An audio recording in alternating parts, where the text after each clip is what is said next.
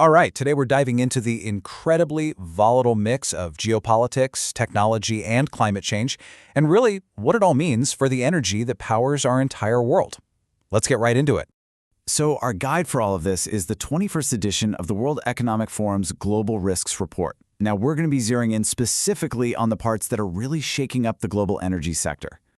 For more than 20 years now, this report has gathered insights from leaders and experts all over the world to map out the biggest challenges coming our way. And I gotta tell you, the picture it's painting this year, well, it's pretty intense. I mean, listen to that. That's the actual opening line from the report itself. It sets a really serious tone, because the risks we're facing are all starting to pile on top of each other in ways we just haven't seen before, creating a future that is, deeply uncertain. The report's main idea, its central theme, is that we've now entered a new age of competition. This is a huge shift in how the world works, and the outlook, to be frank, is getting darker.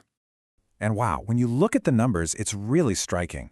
Out of more than 1,300 global experts they surveyed, a full 50%, half of them, expect the next 2 years to be turbulent or even stormy.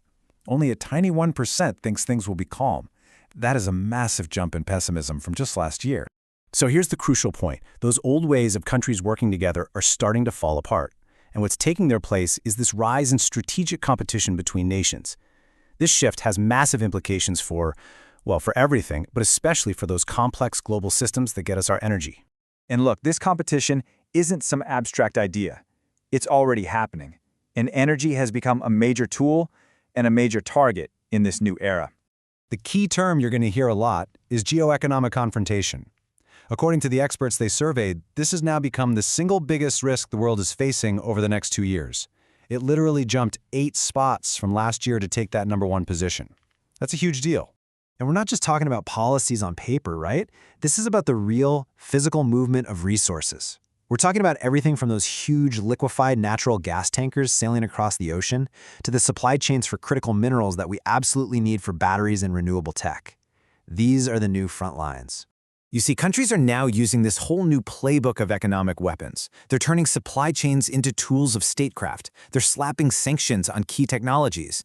And this is fierce competition for the minerals that are essential for the green energy transition. They're even stockpiling energy just to protect themselves from future shocks. Okay, so that's the geopolitical side. But what about the actual physical systems that deliver our energy? Because while all these tensions are rising, the very infrastructure we rely on is becoming more and more vulnerable. It's easy to forget that so much of our critical infrastructure, we're talking power grids, pipelines, dams, the whole shebang, a lot of it was built over 50 years ago. It's getting old, and now it's facing all these new kinds of stress it was never designed for. So what's with this number, 20%? Well, get this. That's the potential share of all global electricity that could be eaten up by data centers and AI by 2035. Just think about that for a second. We've created this brand new, massive source of demand, and we're putting it on electrical grids that are already struggling to keep up. And it's not just about the system being old and strained, it's actively under attack. Critical infrastructure has become a new battlefield. The report really shines a light on the growing danger of cyber-physical attacks. These are digital hacks that cause real-world physical damage, like the one that targeted a dam in Norway in 2025. And then, as if that wasn't enough, you throw climate change into the mix. More frequent, more intense extreme weather is pushing these old systems right to their breaking point.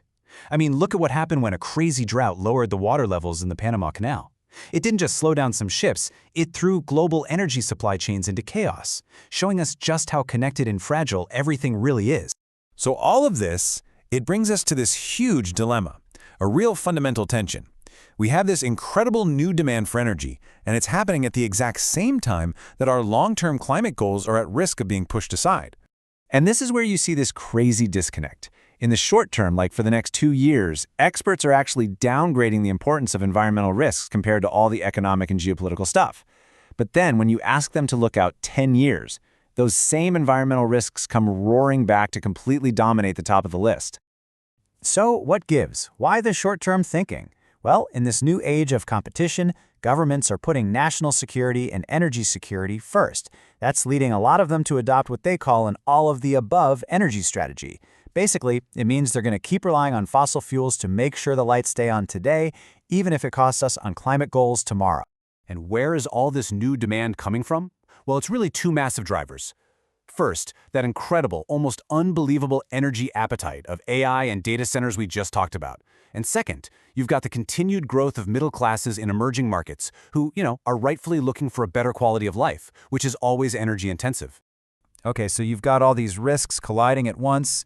It's a lot. So how do we even begin to navigate what the report is basically calling a perfect storm? Is a resilient future even on the table?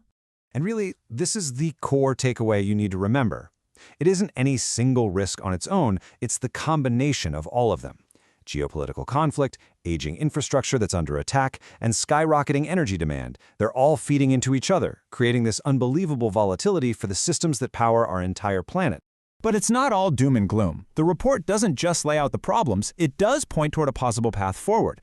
It suggests that even in an age of competition, we can make progress by forming smaller groups, coalitions of the willing, on specific issues, by choosing policies that create wins for everyone instead of pain for everyone, and by really strengthening teamwork between governments and private companies. And I think this is just a crucial reminder for all of us. Yeah, the outlook is dark, and the risks are absolutely severe, but the future isn't written in stone. The path we end up on is going to be determined by the choices that leaders in government and business are making right now. Which really leaves us with the big central question of our time, doesn't it? In a world that's being defined by more and more competition, can we actually find new ways to work together on the shared threats that are coming for all of us? Can strategic cooperation win out over confrontation to secure our energy future? That right there is the precipice we're all balancing on.